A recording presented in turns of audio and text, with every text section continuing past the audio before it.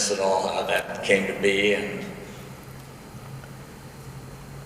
how he felt about it. Yeah, he's asking about a TV show called Captain Nice. Do you have any thoughts or memories from that show? No, I have a lot of fond memories for it. It didn't become a big hit or anything like that, but I enjoyed the whole illusion that the show had about this guy.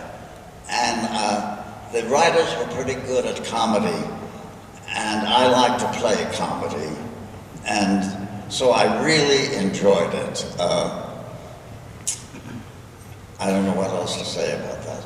Yeah, there was, Alice Ghostly was on that, one of the wonderful, funny ladies of the world. And he loved working with her. And didn't they shoot you once and they said it wasn't going to count and it did? Didn't they shoot you? Bullets in your chest? And they said, oh, don't worry about it. And they shot him. And he had all kinds of... Right through. Yeah. Right through the clothes of his chest was... Oh. Were they using real bullets? I remember that. Oh, wow. Yeah. So it wasn't a union job then? I guess so. Well, thank you. Thank you, good question. Yeah, come on up, please. We want to get through as many of you as we can. It's on. First, hi, my name is Chris. Hi, Chris. From Kansas City. And first off, for both of you, I'm speaking hopefully for the crowd, thank you both for coming to Kansas City this weekend. It means a lot to us. So this was directed to Mr. Daniels, but actually one of the earlier answers that Bonnie actually kind of happened on kind of made me deeper on this question. Has it ever been discussed, or can you think of a notion where Mr. Feeny could actually learn something from his students, as opposed to Mr. Feeny being steadfast and loyal to his students and always teaching something? That's a great question. That's a great question. Do you feel that Mr. Feeny could have learned from his students as much as he gave to them? Do you think that Mr. Feeny learned from his... Oh, indeed he did. I think he did. And I think the writers wrote that in. It was interesting because they were young people. And I take my acting very seriously, and they're young, and you know, they're having fun most of the time, and they settle down when they know that we're on and being filmed. So I used to hide in my dressing room while they fooled around until I heard that I was on. Then I would come out of my dressing room, and they will settle down when they saw me. Anyway, I love those kids, and they had a whole different approach to acting than I did.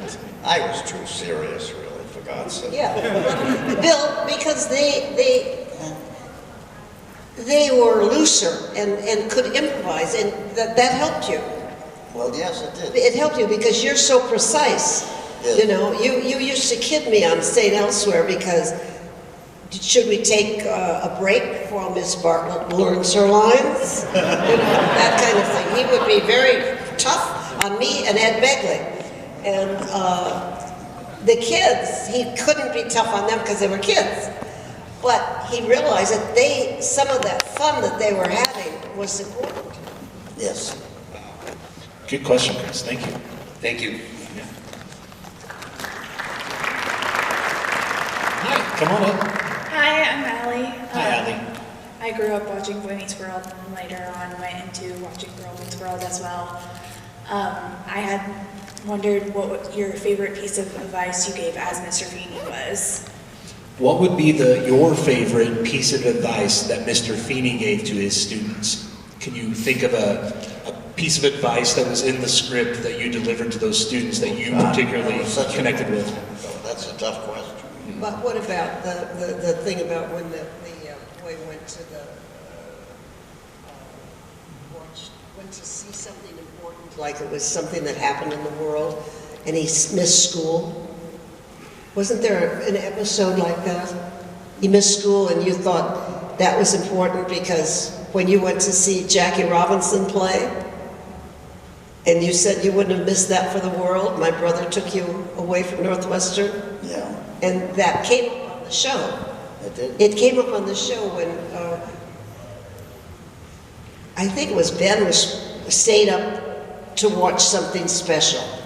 And you said that that was more important than school, than going to school that day.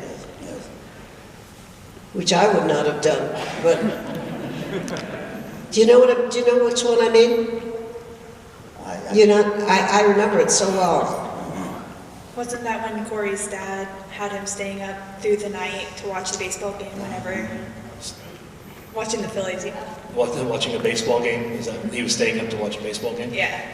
Which connects to Yeah. going to see Jackie Robinson play. Yeah, well, because my brother came to Northwestern one day and dragged him out of school. I was horrified. And my brother was that kind of guy. And he dragged him out of school and said, come on, we're going to go down and see the Cubs play. And so they went down, and it was like Jackie Robinson's first season or something. And Bill, you tell him what you saw him do. Oh, well, if you appreciate baseball, and Jackie Robinson was the first player of color that was allowed into the league at that time. And he was a great player. But when her brother dragged me out of missing a lecture at school to go down to see him play, I saw this man get 4 balls and a walk. And as he ran down to first base, he made a big turn and he started to accelerate. The pitcher had the ball in his hand, but he was so flummoxed by this that he threw the ball over the second baseman's head, and Jackie Robinson went to third. This is on a walk. Now he starts at third, at taking a huge gain and looking at the pitcher, who was by then flummoxed. He was so upset by it all. And Jackie stole home. So he had a walk, and he scored a play, which I thought I've never seen that in baseball before. He was a great, great player. He never would have seen it except my brother dragged him out of school. Right. And he said, sometimes it's important. Yeah. More important than school, when something's going on. Absolutely. Yeah. And I think we've all kind of learned that over the last couple of years. When you have those opportunities, take them, because you never know Right. when things are going to close down or opportunities go away. It's once in a lifetime. Absolutely. Thank you. Great question, Alec. Thank you. That was a good question. Hi. Come on up. Hello. Whoa. I lied. It did bite you. Sorry. So, one of my favorite movies of all time that came out in 1972, Mr. Daniels in, called 1976. 1776? Yes, 1776. It's one of my favorite movies, and I quote it all the time to my students to the point where they say, shut up, when I sing, Mr. Adams, you are driving me to homicide. I love that music. So, I saw it when I was 15, and Mr. Daniels, you became one of my very first crushes, only from that movie.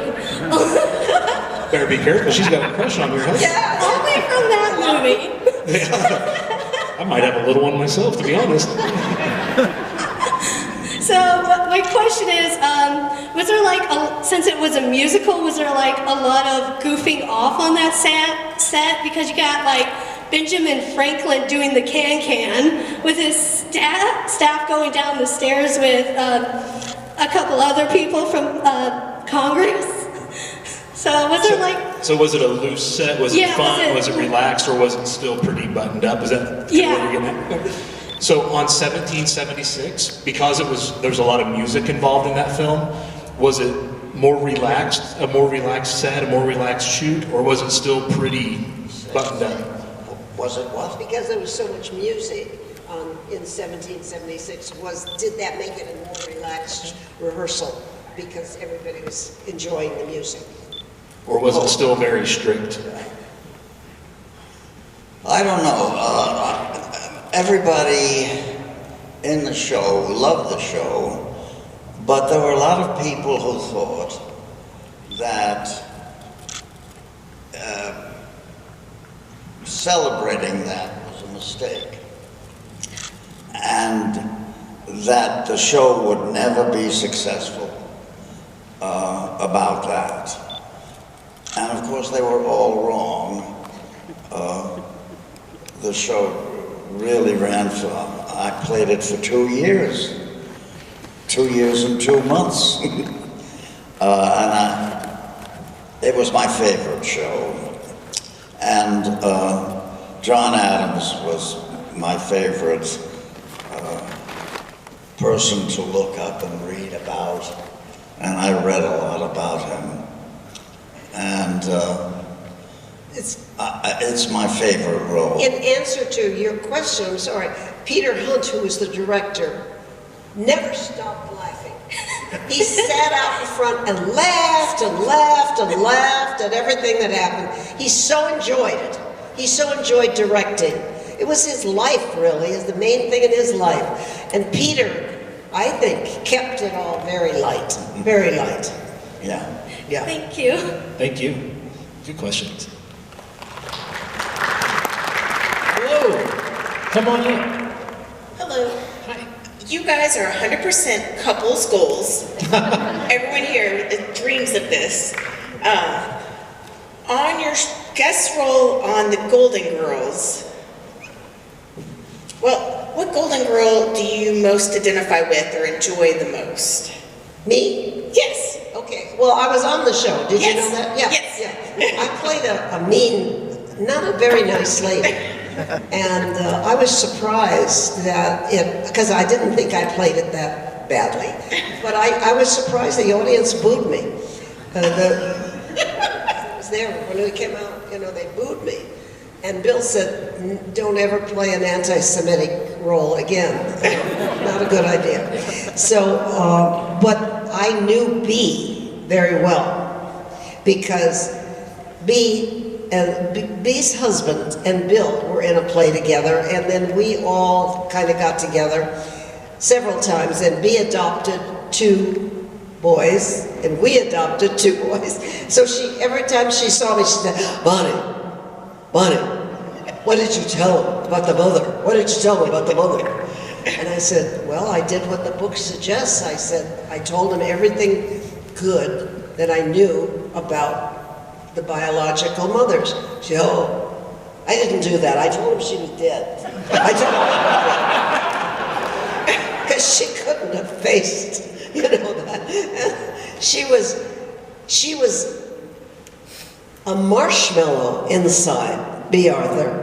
That whole thing was because look at the size of her and the voice and everything. So she was very musical. She's saying she took on the physical things that seemed to work with her, but believe me, inside she was a marshmallow. Thank you. Thank you. Hi. Hey.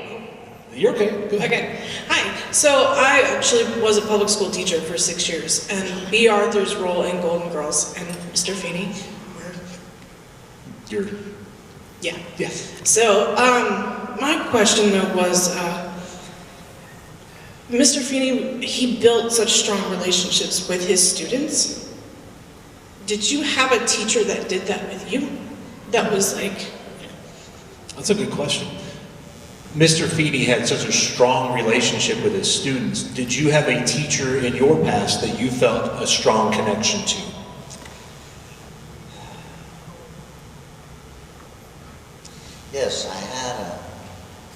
teacher, I had a teacher in high school,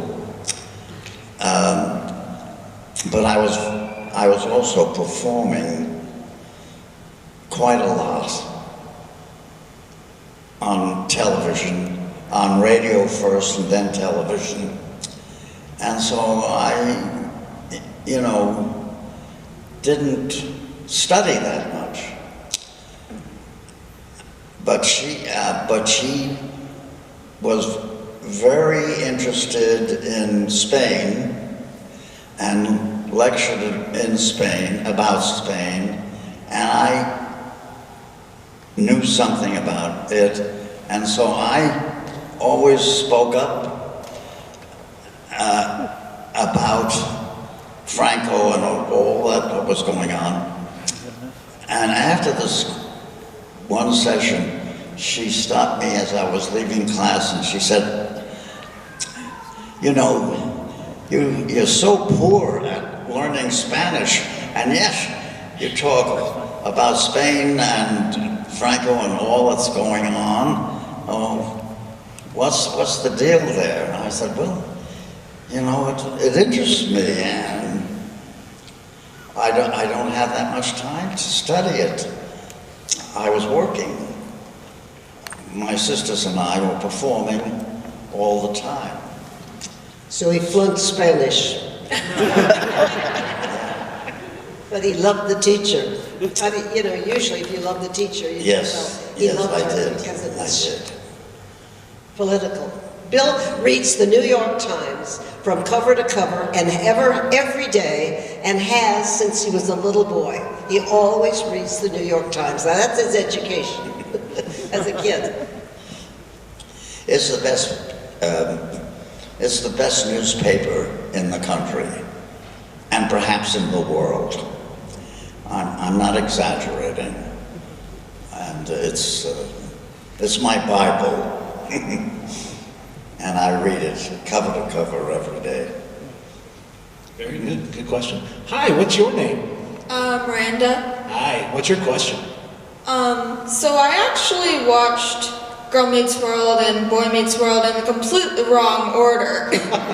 That's okay. But did you enjoy returning to the set after all that time and seeing everybody and stuff? Did you enjoy returning to the set when you came back for the sequel to Boy Meets World? The kids were all grown up. Yeah. Did you enjoy coming back for that? I'm sorry, I don't recall. When you went back to, when you went back, when Ben and Topanga became parents and Ben became a teacher, and you went back a couple of times to do a few little things. Oh. Did you enjoy that? Oh, yes, I enjoyed it very much. We had, the show that I did was over quite a while. Oh, yeah. And so going back and seeing Ben, all kind of grown up by that time, I did enjoy it. Of course, I did